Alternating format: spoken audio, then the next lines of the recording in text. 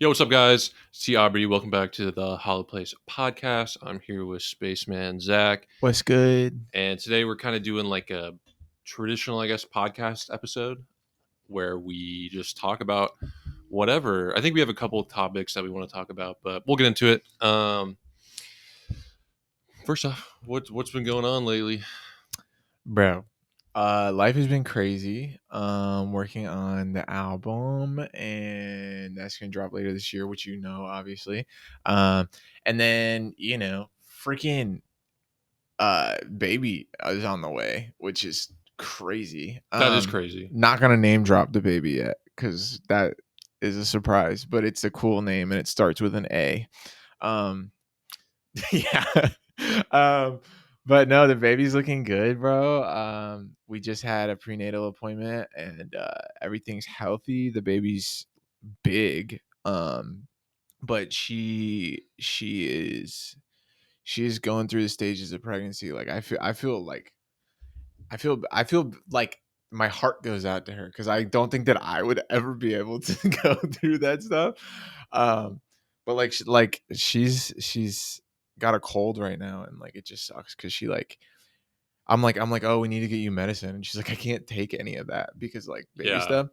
But other than that, I mean, everything's good. We're super excited. We're getting the nursery figured out, and yeah, and then we finally got her immigrated here. yep. So for anyone who doesn't know, my wife is from Canada, so we had to get her immigrated here and go through all the processes, and she finally got her thing, her green card. So we're rocking out right now. Hell It feels yeah. good. How's your life? What's new with you?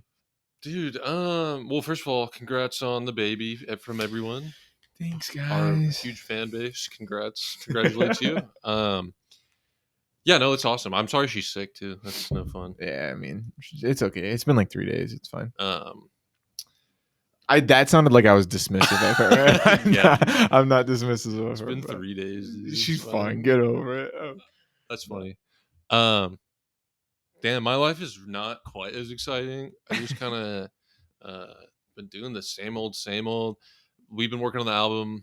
You obviously the music part, but we've been talking about like the videos and stuff like that, and trying to get all that worked out and ready to go. So that's been fun. I always like when there's a project because I feel like we get to be a little more creative in terms of potentially doing videos that like flow together to go with the album. So yeah, that's been fun. But other than that, dude, my life's kind of boring. Trying to put this podcast together. I mean, that's exciting. That's true. It is You're right. exciting because you've been doing most of the work with the What podcast. can I So, say, bro? yeah, I don't do nothing. I'm just like, tell me when to show up and I'll Yeah, talk to bro. people. It's my turn on the mic. Yo, I've had a bunch of people hit me up about like get Aubrey to do something like music related. And like you don't have to make a song, but you should like totally like just do a for funsies verse. Yeah, I would do that. Like. It doesn't even have to be like a real song. Like it could be something that I put on SoundCloud for fun. I would do that. There's just no scenario where like I would ever put out. I'm saying this right now, but I would ever put out like a serious piece of music No, for because sure. um, I don't want to.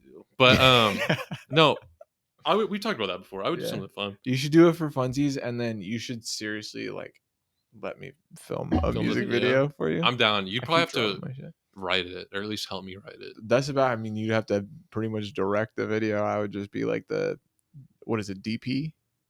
Director of Yeah, you could say photography. that. I don't Or know what the director or whatever. I don't know. But yeah, we should do that. Okay, I'm down. That'd be mad fun. I'm Yo, down. you can bring back the what was it? You got 100,000 problems. Oh yeah, I got yeah, yeah. $100,000. I think it was the inverse. It's I got $100,000. You got 100,000 problems. Bro, somewhere in one of my old phones and probably like one of my old drives or something, I have the video of that. Yeah, And it's so funny. I will find it and I will post it online so that it's documented forever. But that's my best bar. we're like in a legit studio too. Like, because I record all my music at home and we were like in a legit studio for like one of like how many times have we been in a legit like 3 times Yeah, in my whole career and like It's so funny because you just see Aubrey through the window and he's like vibing with the beat. he's like not saying anything and like the beat's playing and he's like, yeah, yeah, I got $100,000. You got 100,000 problems. And honestly, you had us bumping.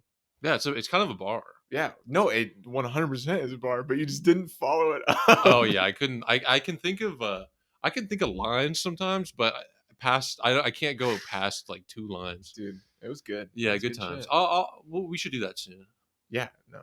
Yeah, we should. That'd be funny. Yeah. I could. What if I blew up like on some like on accident and like I think I would not support you. that's fine. I think I sent you and Scuff a TikTok the other day. I don't know if you saw it, but it was like top 5 things I'm gonna do once I blow up, and it was like number 1. It was like switch up on my day ones. It was like, it's so funny, and I was That like, is fun. that's real. I That's probably told what I do. I told Haley the other day, we were talking because she recorded a song. I like mixed it for her and stuff, and she like didn't want to do it. She just wanted to see if she could do it. Yeah, And I was like, the song is actually really really good. And she was like, maybe I'll put it out. And I was like, you should, just like on SoundCloud or something. And she was like, what if it blows up? I was like, we might get a divorce because I'd be so jealous, bro. I could not. dude, that's real. My girlfriend was telling me about. Do you know Casey Musgraves? Yeah. I might get some of this wrong, but she got divorced. She was married to this guy who Yeah. also made country music, Okay. but I can't remember his name. I think he has like a career, but he's not like famous. mega famous. Yeah. And that they like got a divorce because I think he like felt some type of way about her being like popping. yeah, and Dude, that and, is crazy. He wasn't. That shit does happen though, bro. Like, not in music, but the movie The Life of Pi. I've never seen that. A great movie, by the way. But the main guy who's in it, like one of the only characters in the movie, that was his first movie ever, and his brother auditioned for the role, and that he was with his brother at the audition, and they were like, hey, do you want to just read some lines? And he did, and they called him and not his brother, who's an actual actor, like trying to be an actor, and they were like, hey, you want this role? And he got the fucking role in the movie. That's crazy. Yeah, I would never talk to my brother again. Did he switch up on his brother, you think? I mean, I don't know, because I don't think he's like done much after. Outside of it. But yeah, dude, I'd be so mad if I like went in for a record deal and then my brother who made his first song got one and not me. I'd be pissed. That'd be funny, bro. Nah, if I made a funny song and blew up, bro, you could open for me. Damn. For real? Yeah, bro. Do I have to pay for a slot? Maybe. Remember the pay to play days? I think they are they still going? Yeah, I think they unfortunately still. I have artists that I'll shoot videos for sometimes, and like they'll ask me about shows sometimes, and they'll tell me like I love to play shows, but like I can't It's too afford to expensive. sometimes, and I'm like, are you like you're paying for slots? And not in a judgmental way because I get it, but yeah, people that's still a thing, and then like it still happens with.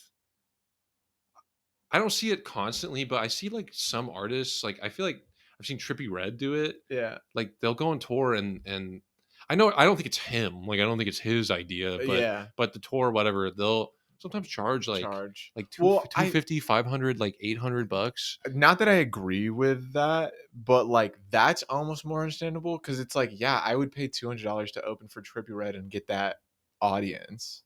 Yeah, right? Because at least it's like something. But like I've seen people. I mean, I would pay like $100 to get an 8-minute slot where I performed 3 songs and there was 4 people in the crowd. Yeah, I think. And so it's like nothing wrong with small shows. Small shows are the shit. We've all done them. I've done big shows, small shows, whatever.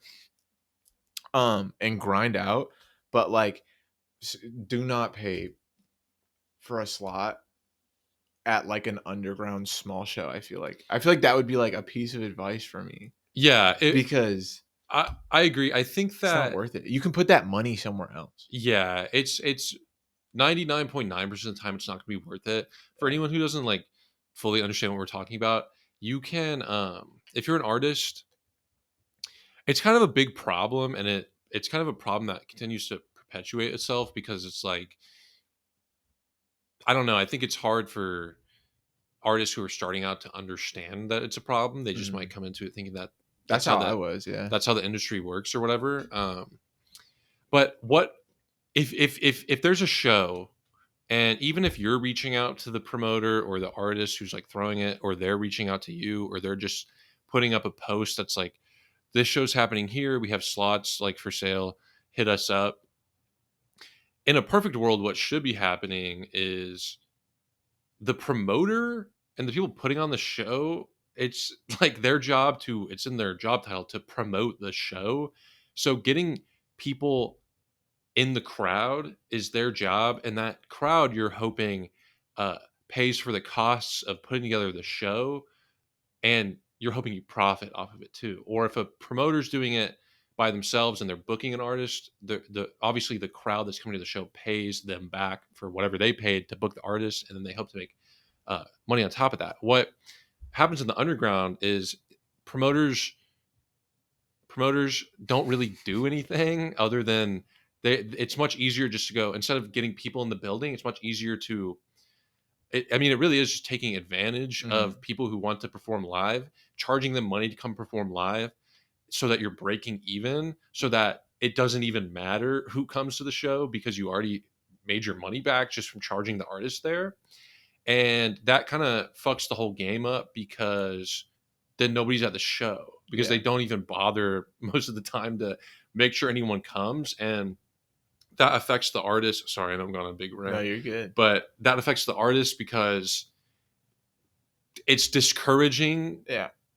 which is fine. Part of being an artist is like sometimes your shows aren't going to be popping from the very beginning, but Mhm. it's discouraging because you also paid for that when you Yeah. shouldn't be. Yeah. And then, um, but unknowingly you're like buying into this system to where it's like, well, promoters just aren't going to stop doing that. Yeah. The only way they're going to stop doing that is if like people stop booking slots and they don't make any money, and they Yeah. go, oh well, I actually have to Well, promote the do show. my job. Yeah. Well, I also think there's something you said, like if it's a small like under, because you can tell what's like, even when I'm getting booked, I'm like, oh, this is gonna be a small underground show, whatever, and that's totally fine. But if it's a small underground show and like you don't like recognize like a headliner, which again is fine. Like there are like collective shows, whatever, and it's like not a big headliner. But and then they're asking you like off rip to pay $100 for a 10-minute slot. I'm telling you right now that like they do not know how to throw a show, Right. which means that you're going to get there and the sound system's going to be broken. Yeah. There's going to be a 45-minute delay on the show. You're not going to perform at the time that you wanted. There's going to be no one in the crowd. There's going to be no publicity for the show. There's going to be like it's a dude. It's going to be a dude who's like, I want to throw a show for the money, and then Right. doesn't, like you said, do any of the work that it takes, because Yeah. we've thrown our own shows and like there's a lot of work that goes into it, and Yeah. it's fun work, but like we've also never charged for an opening slot because that's not how this should work at all. No, and you want to put, that's the thing, like you want to put people on the show that you like, and like even if you know that they're not at a level Yeah. to where they can draw a crowd, Yeah.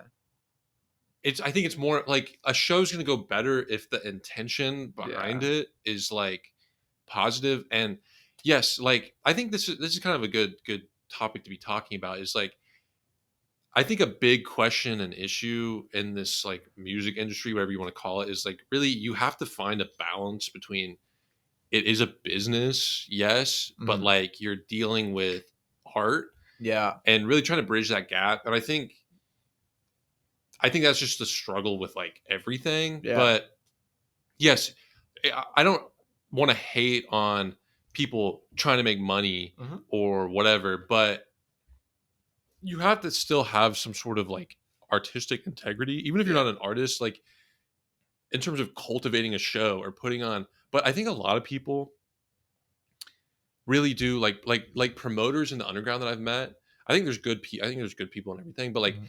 yeah, the majority of the time, like you're saying, they really just want money, and they Yeah. want to be like cool. Yeah. And really all I can speak on is like the rap world, because that's all I Yeah. know. It might be the same in other genres, but like a lot of promoters, people who throw shows, again, they just want to make money, and they just want to hang out with rappers and like Yeah. be cool. And impress girls and shit like Yeah, that. And like I've met a couple promoters and like they didn't do anything. They just showed up to the show and they had access to the green room yeah, because they're the promoters. So they just invited a bunch of girls to the green room and then like gave people free weed and shit. And I was yeah. like, this is weird. And they just hang out, and it's Yeah. like, and like people's sets are like you're like an hour behind schedule, Bro. and like Yeah. Also a huge thing that like check out like also again I want to emphasize this, no hate to like a smaller artist who's like trying to get on a show, yeah, whatever, this is not meant to discourage or anything like that,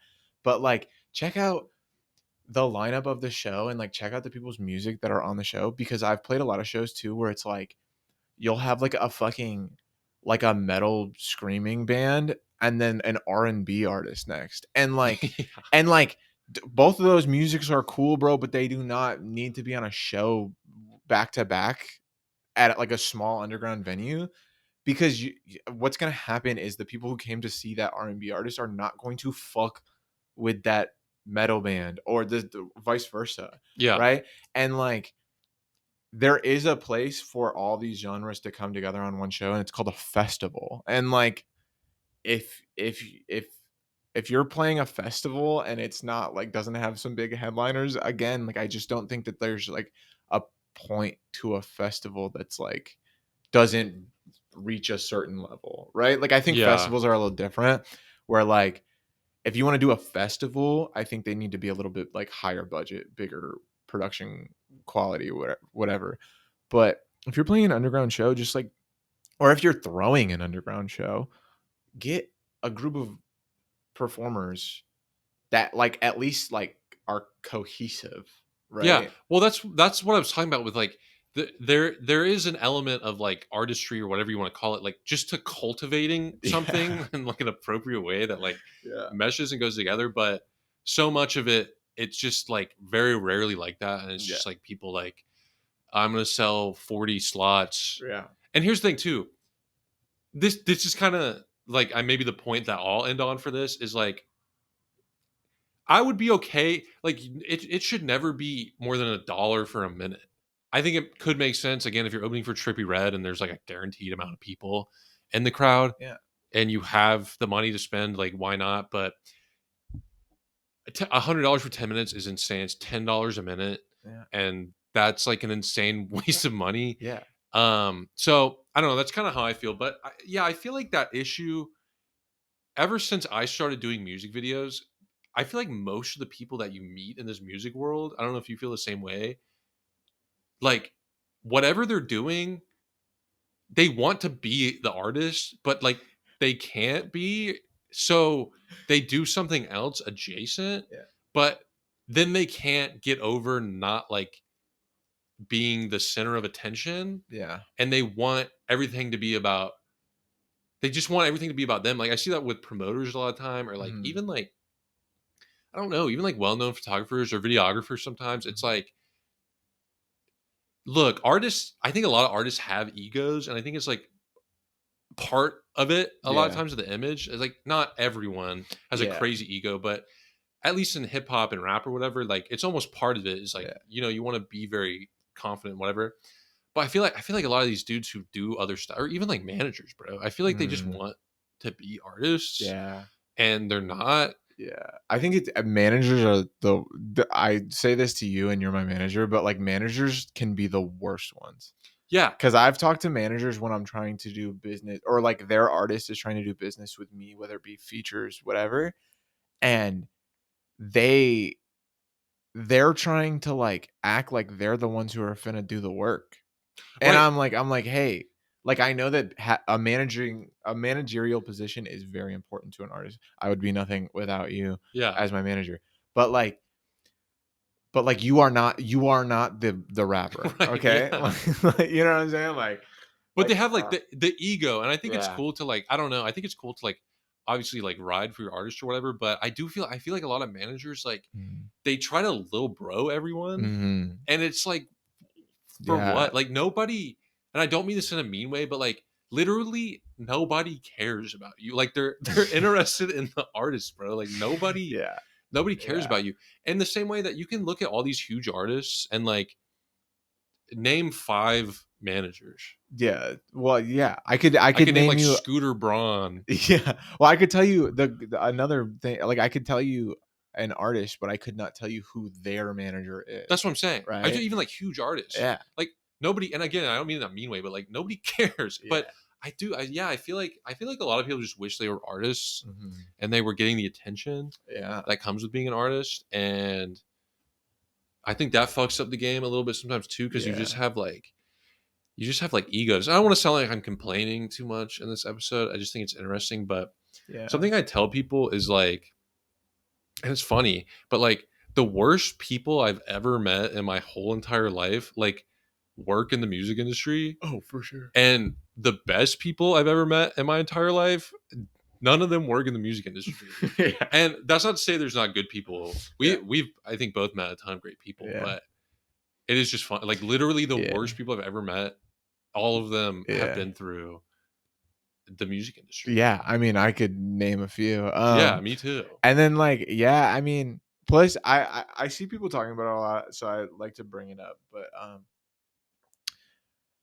like if you are a smaller artist or whatever, like there is a lot of people who will try to take advantage of you in this industry. We've been taken advantage of quite a few times. It's made bumps and bruises in our career, whatever. There's things that I wish I had known going into stuff before, whatever.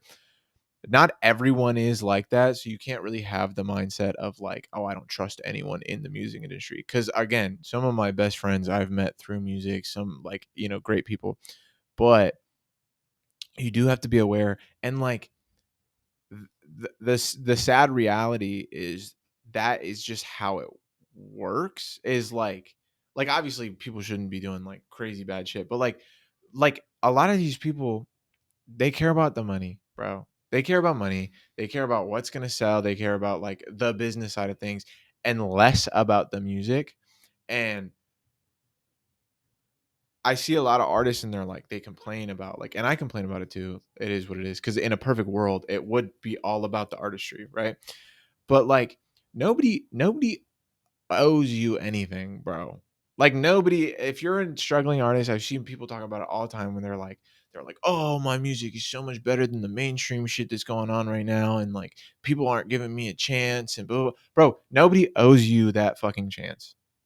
Yeah. Nobody does. You know what I'm saying? So like I see people talking about that a lot, and they like, instead of like getting hungry and they're like, oh, I'm gonna work harder at uh like marketing myself and like blah blah blah, like they're just like, oh, people don't want to listen to me because nobody wants to give me a chance. Like a true star is like really a perfect concoction of like hard work, talent, and luck, right? Like you have to have those lucky moments. But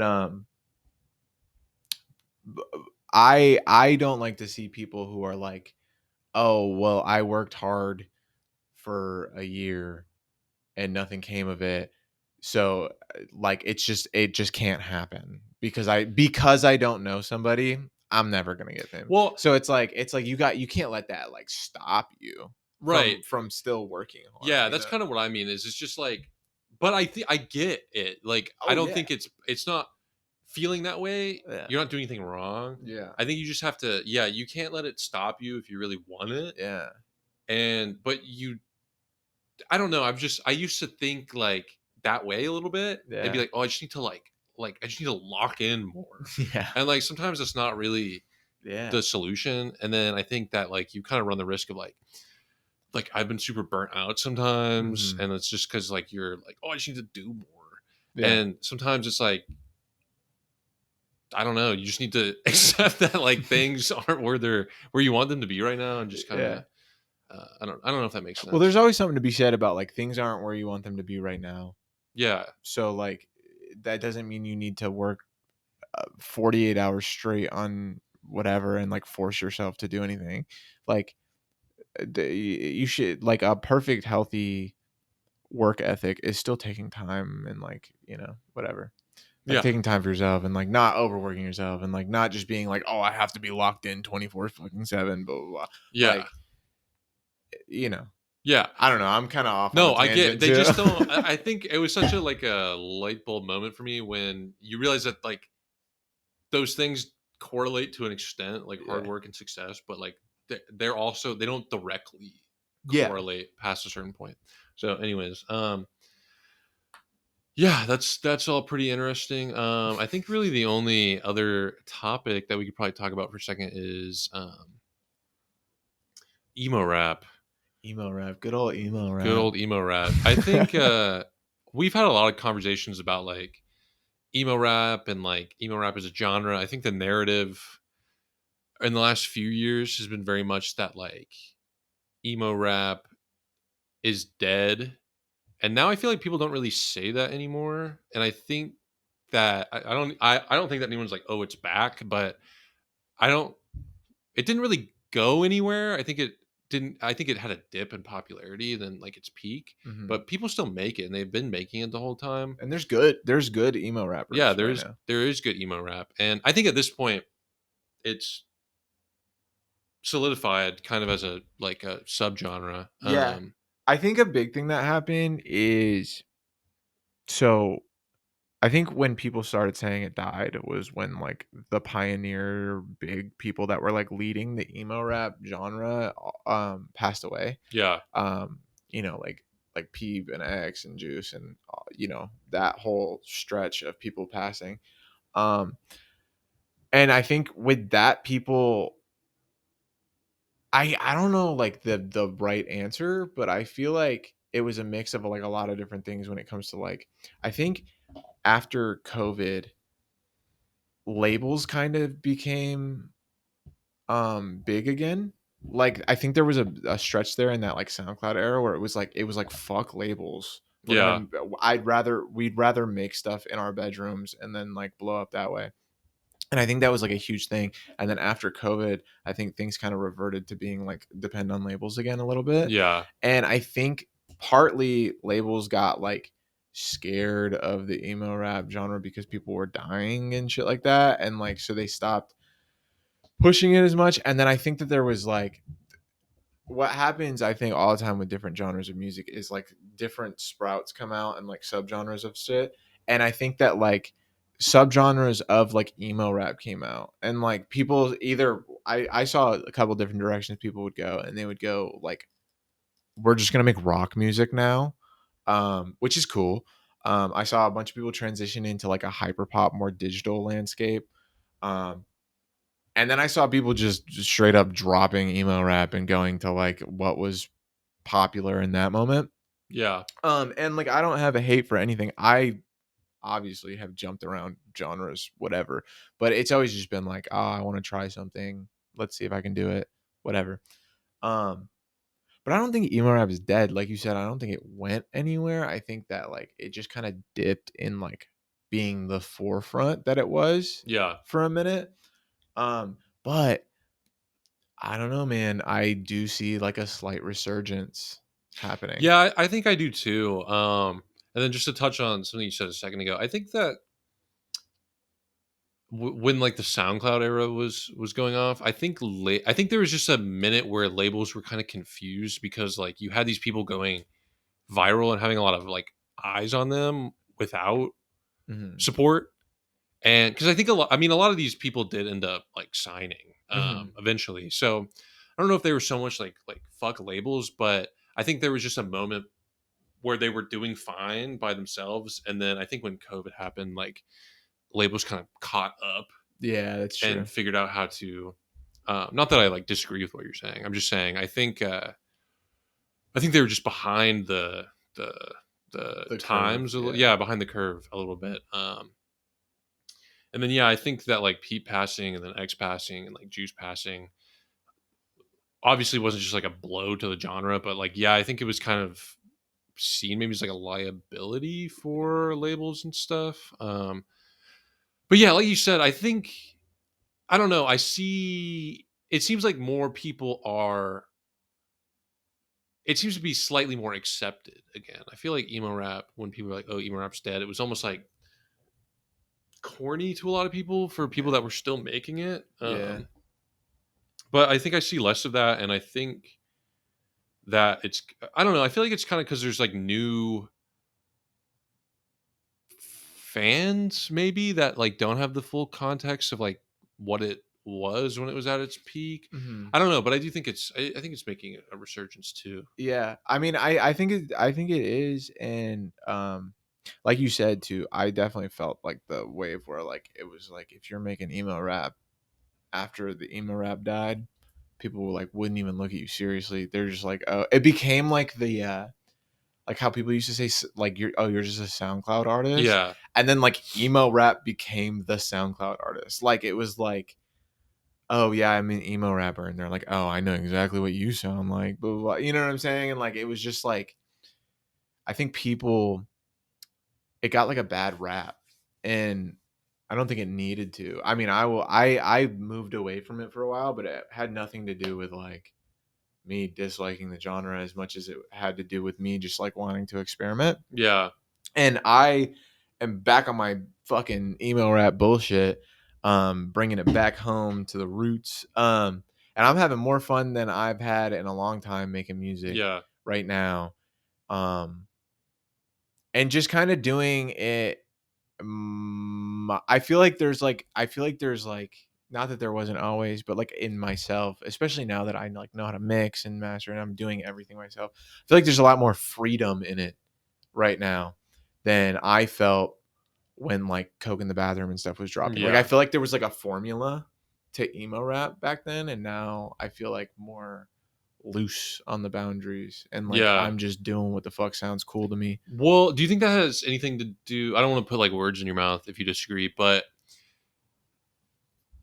I feel like there was a period of time where like kind of both of us had a little bit of a bad taste in our mouth from emo rap because I think after Peep died, after X died, Juice, and like maybe it started to decline a little bit. It felt so gate kept, and it was also really hard to escape like comparisons. Mhm. So I feel like there was a little bit of, I don't want to put words in your mouth if you don't feel that way, but like where there was kind of a little bit of a bad taste in our mouths because it's like I just remember being very confused by how gatekeepy it felt by people who like push the genre forward, and then it was almost like no one else is allowed to do this, Yeah. and if you are, then you're just like copying, Yeah. and it's like, Yeah. which I think a lot of people have done that, and I Yeah. think that like there's been a lot of people who have been very weird and like self-serving Mhm. about trying to insert themselves into like, but it just felt so gate kept, and I think that like unfortunately I've always felt like the genre could have expanded a lot more if it wasn't so gate kept by like, I don't know, by like the what people consider, yeah, like the pioneers or the greats, and like Mhm. just being so unwilling to like embrace Yeah. anybody that they don't already know who's making emo rap without being like, oh, you're copying us. Yeah, no, I do agree with that. I when I say I had no like bad taste, like I always loved the genre and the music that was made. Yeah, So that's what I mean when I say I had no bad taste. But I like I mean, bro, I mean, you know, like I there was a moment in time where it was like I felt like I couldn't do anything without people just fucking in my comments like, "Oh, you just want to be." I mean, I was people just compared me to Peep yeah, all day long, bro. It was like it didn't matter what I did, yeah, right? And it was like, oh, he's got tattoos, he makes alternative music, and dude, I would put out a boom bap song where I was like with a fucking my New York accent from back home came out, and people were like, "Oh, you just trying to be Peep," and I'm yeah. like Like, like I get comparing things because I do it too, and I think it's like a human nature when we see something new, we try to compare it to something that we know to wrap our heads around it and accept it.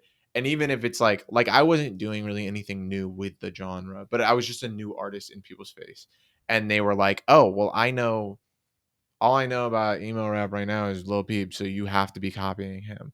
And like, and then when he passed, it got like way worse because I think people and maybe in their own heads they were trying to like protect Yeah. his legacy and not let people disrespect, right?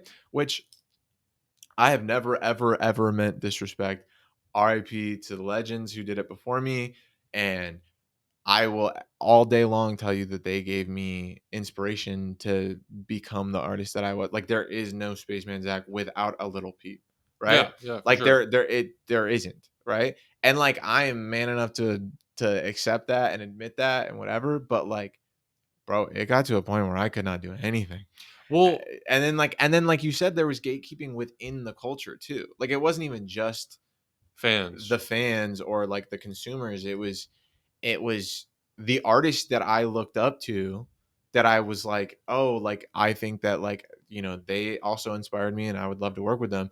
But then they became fucking closed off. Yeah. And it was like, if you're not part of our group already, you're not ever going to make a song with us and you can't do anything, blah, blah, blah. Yeah, and I think it's a shame because, and this is truly no shade at all. I like this might sound bitter or something, but a lot of these dudes have definitely fizzled out compared to where they were, Yeah. and it's like I kind of feel like if you guys would have been more open minded to embracing newer people or like Mhm. whatever, then Yeah. everyone might be Well, in a more comfortable position. if you embrace new people, you get fresh ideas coming in the door. You also get like, I mean, take away the artistry and stuff, but like on the business side, there is something to be said about, I mean, look at like in other genres of like rap and shit. Like look at the people who are still popping into their 40s when they're older dudes, and like not that anyone in the emo rap genre that we're talking about right now is like,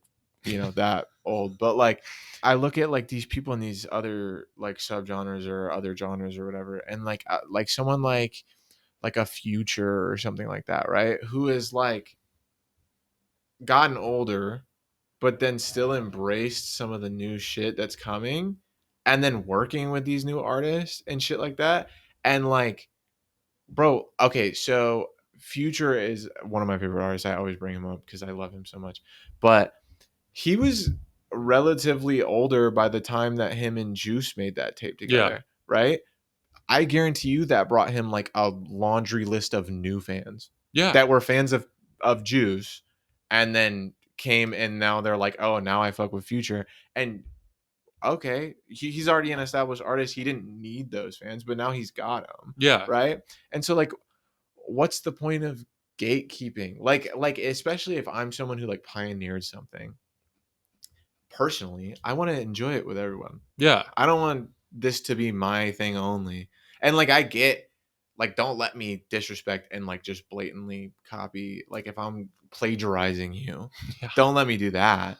But like I don't know, bro. I feel like I see people all the time and I can name like a couple artists that I met through the internet and they were like fans of mine. And like, there's someone that I worked with very recently, and I don't know. I'm probably not gonna name drop, but like, when I first talked to them, they were like, "Dude, I'm the huge fan. You inspired me to make music." Blah blah blah. And their music is very much in line with like mine, and you can tell like there was inspiration from me. Blah blah blah. They're fucking dope, and yeah, they've brought me new fans. I've brought them new fans. We work together all the time. That's that's fun to me. So like yeah, why if I had just been like, no, fuck you. Like, you know what I'm saying? Like, yeah. yeah. And I mean, I totally agree, and I guess there's no like reason to complain about it too much, just the way it is. But I've always kind of felt that way about like it's just kind of a shame that it did dip in popularity. And I just felt like people have gatekept, and it's the same thing too. Like there's so many artists that sound like, or not even sound like make the same genre, and like I don't know. I saw. Do you know Molly Santana? Yeah. She, I've been seeing the snippet get posted, and I like it. And like people, even like the Instagram pages, like blogs that will post it, will be like, "This sounds like Uzi," but Mhm. it's like, but it's almost like a compliment. Yeah. And so it's weird. I always felt like an emo rap too. Not that people don't hate on all kinds of artists for sounding like other artists, but like Yeah. emo rap, it was always like A if you negative. yes, always. Yeah. It's like Yeah. you're just making the same genre of Yeah. music. Like Yeah. so it sounds like the same Yeah. genre of music, but it's always a negative. Yeah. Well, See, also not to be a complainer, sorry to cut you off, but not to be a complainer, but like I can think of people who hated on me for like copying, but then their friend was way more copying than I was, and they got a pass for it. yeah, because they're Right? friends. Because they were friends. Yeah. And like, I don't know, man. It's just like I could point out, like I could always point out, I was like, that guy sounds like he's copying more than I do. That one, whatever. But then, like, I don't know. Maybe it was just personal. Maybe everyone felt that in their own way. But Sure, like, yeah. I was like, bro, like, there was a moment where I was like, there's too much. Well, I really It's can't. happening too I much. know it sounds like we're complaining, and I just can't stress enough that there really was a stretch of time where, and not even us, like our friends, like people that we work with that also make emo rap, Yeah. like it was inescapable. Yeah, it was bad. Like just constant negativity is like Yeah. it's like we're literally just making Yeah. music, and even it would like yes, bro, it'd be like complete like 180. Yeah. different. It doesn't even sound like emo rap. Like when you did kind of some hyper pop stuff, it's like, what about this sounds like Lil Peep? It Yeah. literally like nothing about it. I made that song Pandora, which Yeah. that song was me trying to copy like 80s synthwave, like Depeche Mode. Yeah. And I had a billion comments that were like, this just sounds like what my favorite thing is they go, this sounds like if Peep made this genre. And I'm like, so it doesn't sound Yeah. like that. Yeah. You just want it to. Yeah. Right. And like, Oh, it's unbelievable. And yeah, again, no hate to anyone. Also, rest in peace, all these people. yeah. And I'm not hating on the legacy of these people either, because like I will forever show respect and love, you know. But like you said, it was just, and then again, not to complain, and my life is the worst, whatever. But like, okay, so then I moved away from the genre, and then I would see people in like in the comments talking about me, and they'd be like, "Yeah, he used to make good music when it was emo rap, and now it sucks." And it's like, but when it was emo rap, it was not. Yeah, I just can't please everyone, and No. just gotta do whatever. But Thankful to the people who have always supported me, though. yeah, thankful. Shouts out to the real ones. I had someone DM me the other day, and they name dropped a song that I forgot about and is not on the internet anymore. And they were like from when before I was Spaceman Zack. Oh yeah, and they were like I've been following you since. I was like, bro, that's cool. that's wild. Yeah, that is wild. That's crazy. But yeah, we can probably wrap it up there. Sorry for complaining, guys. Yeah, we did complain a lot, but anyways, I think we gave some good advice too. Yeah. Do you guys have any questions or anything you want us to talk about in like a future episode? I think we'd be pretty happy to talk about whatever. Yeah, comment it and also like DM us. Yeah, you can DM us and stuff. But yeah, that's a bet. We'll end it here. Thanks for watching, guys. Love y'all.